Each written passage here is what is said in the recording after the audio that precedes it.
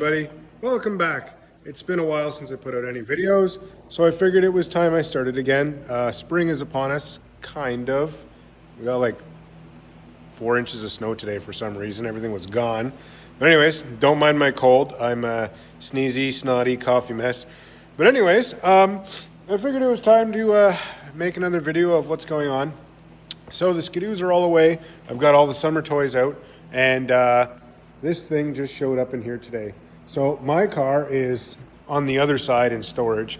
I'd like to think that it's pretty much ready to go.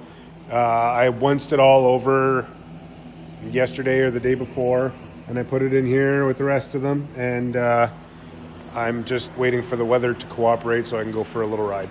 So that's where I'm at with that. And as for this thing, I have literally just started hacking it up. I'm getting into it. So for the people that have not been following or seen any videos of this truck, it is a 1985 C10 that belongs to my cousin that originally came with a 305. And then we put a 400 in it that essentially blew up in a couple days. It was a really tired engine, spun a rod bearing. Anyways. So in the end, we went and picked up a dirt cheap 6.0 from the scrapyard, and I stuffed it in here. So the 400 was running a throttle body type EFI, and I had a really hard time tracking down the just the harness for Terminator X Holly HP for an LS. So we didn't want to blow the budget just on buying a new harness. We already had this harness here, which is pretty much like brand new. I think we bought it last year just to go to the LS and the throttle body. So I don't remember for what application it's for, but anyways, you can buy the LS with the throttle body wiring harness, and we wanted to get the EFI one because it already was EFI, but we're putting on a truck intake. So basically, in a nutshell, it's going to be multi-port fuel injection because we don't particularly like how the throttle body was going. I mean, we just had a hard time with it. I mean, that being said, we got the intake off eBay. It probably wasn't anything special. It was a dual plane, and I think in one of my other videos I had mentioned that with these throttle bodies, the map sensor is only on one side of the throttle body. So if you have a dual plane, apparently you're only getting manifold pressure on one side of the engine, not the others. There's some whole thing to do with that. Regardless, it was kind of a pain in the butt. It never really wanted to run properly. It ran okay. There was like for a stock 6.0, we didn't hop it up. It was bone stock out of a van, I think, and it ran okay. So what we're doing right now is I literally just finished changing the valley cover and put this one on. I don't know where it is. A buddy gave it to me, but it looked way better than the old one, so I put that on.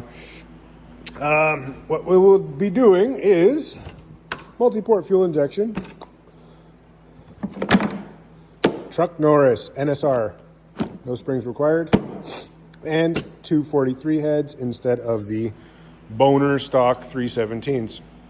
So I'm hoping to pick up at least 60 numbers with this setup, and hope it runs better. So the only downside to this is it's going to take a long time because the wiring harness that we got is not the right one, and the right one costs a ton of money, believe it or not. So the one we picked up was the original one I put in here was like $600, and then that one that we got was for multi-port fuel injection, but it wasn't LS specific. It's just for multi-port fuel injection. So we're like, ooh, but that was $600, and then the actual one was like $1,200. So I'm like, no, we'll make this work. So I actually went on Holly, and you can get the schematics, and basically the plugs are the exact same on that harness, and you just pop the wires out and then color coat them and put them back in. So in a nutshell, that's going to be the longest part of this project because as you can see, this is chugging along nicely. I'm going to throw the new heads on, throw the cam in.